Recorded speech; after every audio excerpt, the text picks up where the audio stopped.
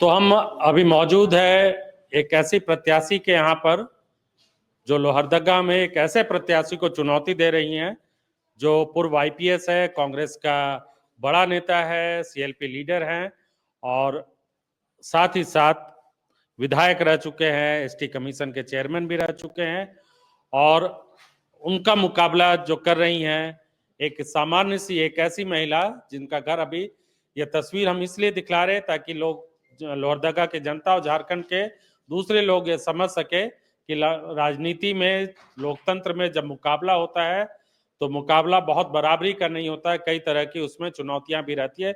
खास तौर से महिलाओं के लिए भी बहुत बड़ी चुनौती रहती है राजनीति में आना। तो नीरू शांति भगत जी हमारे हमारे साथ है। अब बताने की जरूरत नहीं है कौन है, कमल किशोर भगत की पत्नी है। कमल किशोर भगत अब इस दुनिया में नहीं रहे, लेकिन नीरू जी, ये घर उनका सपना, वो तो पूरा जीवन रेंट में रह के बिता दिया। बहुत लोग को मालूम भी नहीं होगा, सब लोग तो सोचते विधायक रहे तो बहुत आलीशान ढंग से रहते होंगे, बहुत पैसा होगा, लेकिन ये घर जब देखेंगे, हमने भी देखा तो हैरत हुआ कि कमल किशोर ने क्या कमाई की।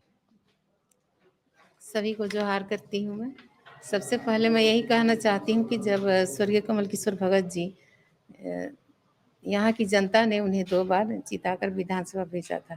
फर्स्ट बार जीते तो उन्हें सिर्फ 2 साल यहाँ लोहरदगा का विकास में काम करने का मौका मिला और 3 साल राष्ट्रपति शासन था। तो 2 साल में ही वो लोहरदगा का कायाकल्प बदल के रख दिए।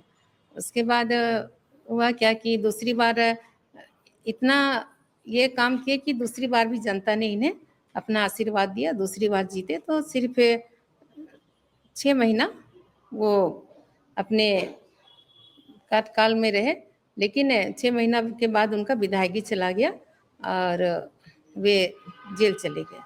बहुत पुराना केस था, उसी केस में वो जेल चले गए। उसके बाद फिर वो जेल चले गए, जेल में ही थे तब 2019 में वो 2 अक्टूबर को बाहर निकले। बाहर निकलने के बाद हुआ क्या कि जब वो जेल चले गए तो उनका यहाँ कोई घर दरवाजा नहीं, वो सिर्फ जनता की सेवा में पूरा अपना, ये विधायक जब थे तब पूरा जनता की सेवा में ही अपना पूरा समय बिता दिए और वो घर भी नहीं बना पाए। जब हम लोग के साथ बहुत बड़ा हादसा हो गया था, उस हादसे में आज वो हमारे बीच में नहीं है, लेकिन मुझे यहाँ की जनता के लिए छोड़ के गए। लेकिन हुआ क्या कि वो सारा जीवन तो यहाँ की जनता की सेवा में लगा दिए। ना उनका घर था, ना कुछ था यहाँ, कुछ नहीं, केवल जिंगी में उनका पुश्तैनी मकान वही था, यहाँ रहने के लिए भी नहीं था। लेकिन फिर भी मैं जब उतना बड़ा हादसा होने के बाद मैं लोहरदगा आई तो मैं रेंट में रहती थी, और रेंट में ही रह के हम अपना यहाँ के लोगों से, ये लोहरदगा की जनता से मिलना जुलना, उनके हर सुख दुख में उनके साथ रहती थी।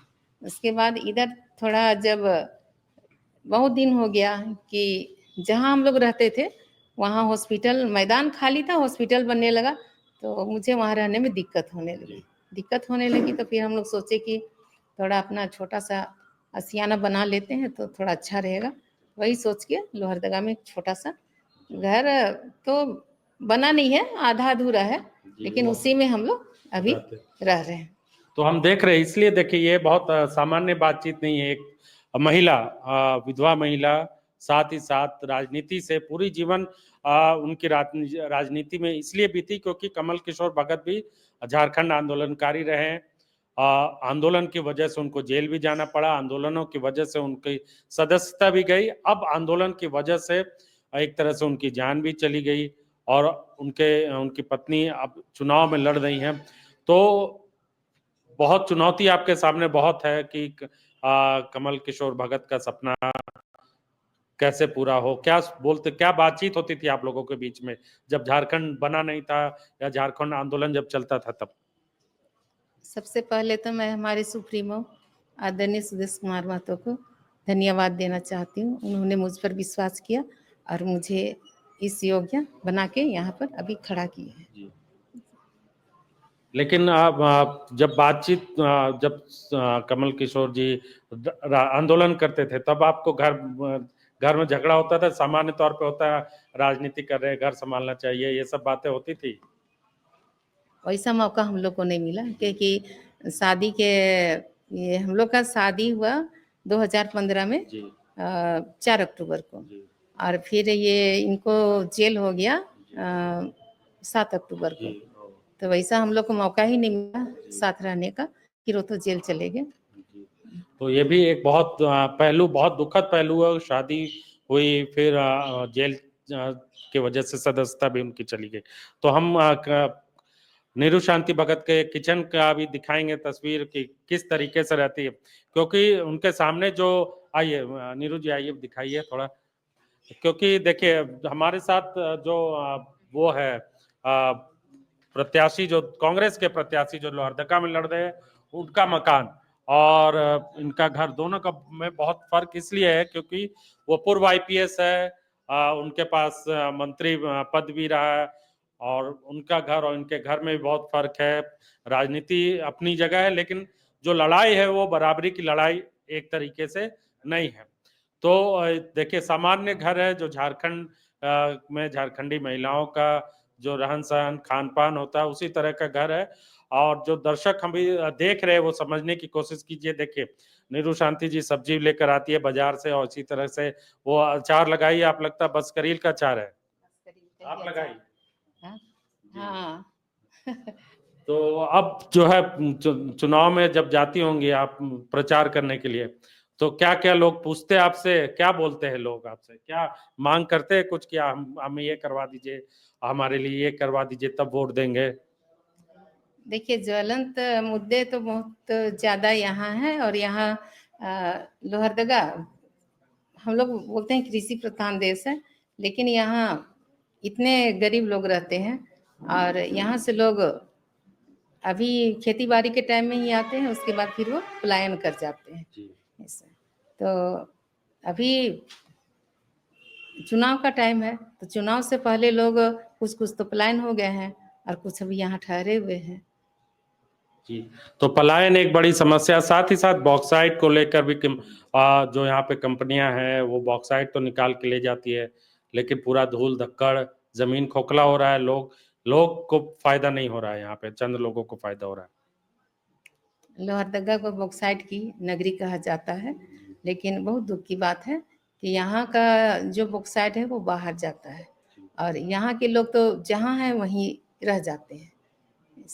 और यहाँ बहुत नज़दीक से मैं जहाँ बॉक्साइट निकलता है वहाँ भी मैं वहाँ जाके देखी हूँ कि वहाँ के लोग कैसे रहते हैं। बहुत दुख होता है, ना उन्हें पानी पीने की सुविधा है, ना हॉस्पिटल की सुविधा है, और ना ऊपर हम लोग किसको में पाखर है, वहाँ पूरा ना रोड है, कुछ नहीं है। लोग बहुत मुश्किल से ऊपर चढ़ते हैं, और ऊपर तो चढ़ते हैं, लेकिन जब अगर किसी का तबीयत खराब हो जाता है तो उन्हें बहुत दिक्कत होता है कि सोचिए उतना ऊपर से वो कैसे जंगल से होते हुए पेशेंट को नीचे उतारते हैं। तो रामेश्वर उरांव जी को जानती हैं आप, कैसा काम किया उन्होंने 5 साल तक? वो तो सभी जान रहे हैं कि वो यहाँ के लिए क्या किए और नहीं किए। गांव वाले क्या बोलते हैं? गांव वाले क्या बहुत उनके बारे में शिकायत करते हैं, क्या कहते हैं कि 5 साल तक काम किया नहीं किया, कई तरह की बातें कहते होंगे। अभी देखिए वे एक वित्त मंत्री थे और एक विधायक, तो उसके अनुसार वो यहाँ कुछ नहीं कर पाए हैं। केवल हमारे अल्पसंख्यक भाई हैं उन्हें तो झुनझुना पकड़ा दिया, और हमारे जो आदिवासी यहाँ की माताएं बहनें हैं तो उन्हें ढोल और नगाड़ा दिया गया, तो उससे विकास नहीं होता है। और अभी देखिए वो साड़ी और धोती बांट रहे हैं, जो साड़ी आदमी घर में पहन नहीं सकता है, और जैसे क्या बोलते हैं गाड़ी का पोछा भी वो ठीक से लगा नहीं सकते हैं। तो ये है, लेकिन आप दूसरी बात, आप अपने परिवार के, अपने मायके के बारे में बताइए, कैसे शादी, कैसे अरेंज मैरिज हुआ, या जो गांव में जो शादी होती थी उस तरह से शादी हुई, और उसके बाद फिर आपके पिताजी क्या करते हैं, खेती बाड़ी क्या, मतलब कमाई, घर कैसे चलता था? मेरे माता पिता नहीं है, बचपन में ही माँ हम लोग छोटे छोटे तब एक्सपायर कर गई थी। उसके बाद फिर जब हम लोग होश संभाले उसके बाद मैं रिम्स में नर्सिंग की ट्रेनिंग कर रही थी। ट्रेनिंग मेरा ख़त्म भी नहीं हुआ था, तो बहुत बड़ा हादसा मेरे परिवार वालों के साथ हुआ। एक छोटी मुझसे छोटी बहन थी, वो खिलाड़ी थी, वो कबड्डी खेलती थी और पिताजी दोनों थोड़ा-सा परिस्थिति घर का ठीक नहीं था, तो वो मछली मारने गए हुए थे। फिर मछली मारने तो गए, उसके बाद वो वहाँ से वापस नहीं आए। जी। तो यानी वहीं वहीं पे पानी में ये हो गया। तो फिर कैसे आपका मतलब सर आप लोग कैसे आगे बढ़े? कौन देखभाल किया आप लोगों की? देखभाल तो करने वाला कोई नहीं था, लेकिन कहा जाता है ना कि भगवान के घर में अंधेर है, लेकिन देर है दे अंधेर नहीं है। जी। हाँ, तो ठीक देर है है अंधेर नहीं जी। है। तो फिर आप शादी कैसे हुई आप लोगों की? क्योंकि एक बहुत ये भी सवाल है कि हालाँकि ये निजी सवाल है और कमल किशोर जी हैं नहीं, लेकिन जो वोटर्स हैं उनको ये मालूम होना चाहिए कि नीरू शांति भगत कौन है? वो एक सामान्य महिला है झारखंड की और उनके परिवार पर किस तरह से आपदा बीती, वो किस तरीके से अभी भी एक संघर्ष कर रही हैं। शादी भी हम लोग की अचानक की हुई, जब जी। वो उनकी विधायकी चली गई, जी। उसके बाद फिर वो जेल चले गए। तो जेल जाने से पहले वे यही सोचे कि मैं अपना कार्यभार किनको जी। सँभालने के लिए दूँ। जी। तो उसी में वो फिर अचानक में यानी शादी हो गई। जी, ठीक है। तो अब जो है चुनाव को लेकर आपको लग रहा है जब समर्थन जो मिल रहा है लोगों का कैसा समर्थन मिल रहा है? ख़ास तौर से वो आपको समर्थन कर रहे हैं? देखिए, लोग बदलाव चाहता है और यहाँ के वित्त मंत्री और विधायक वो तो सब देख ही लिया है कि वो यहाँ के लिए क्या किए नहीं किए। तो यहाँ की जनता यही चाहती है कि हम लोग तो उनको एक बार मौका दिए और हम लोग देख लिए। अभी यही सब हम गांव-गांव में घूमने से यही बोलते हैं कि कम से कम आपको भी एक मौका हम लोग देंगे। तो नेहा महतो और सुदेश महतो दोनों बहुत मेहनत करते हुए नज़र आ रहे हैं यहाँ पर। तो उनको देखकर बहुत उत्साह होता होगा कि वो लोग आपके लिए इतना मेहनत कर रहे हैं। मैं नेहा महतो को भी धन्यवाद देना चाहती हूँ और हमारे सुप्रीमो आदरणीय सुदेश कुमार महतो को भी मैं तहे दिल से धन्यवाद देना चाहती हूँ। और अभी हमारी छोटी बहन नेहा महतो के आने से यहाँ के लोग एकदम उत्सुक हैं और काम करने में भी उन्हें ऊर्जा मिल रहा है और सभी वो अच्छा से काम कर रहे हैं। और झारखंड में महिलाओं की भागीदारी अब धीरे धीरे बढ़ रही है। कल्पना सोरेन भी देखिए राजनीति में है, नेहा महतो भी उम्मीदवार तो नहीं है लेकिन राजनीति में वो भी आ रहे हैं, आप भी राजनीति में। तो महिलाओं के लिए खास संदेश और एक जो मैया सम्मान योजना चली है उसका कुछ फ़ायदा या फिर आपको लग रहा है कि वो एक बड़ी चुनौती रहेगी आपके लिए?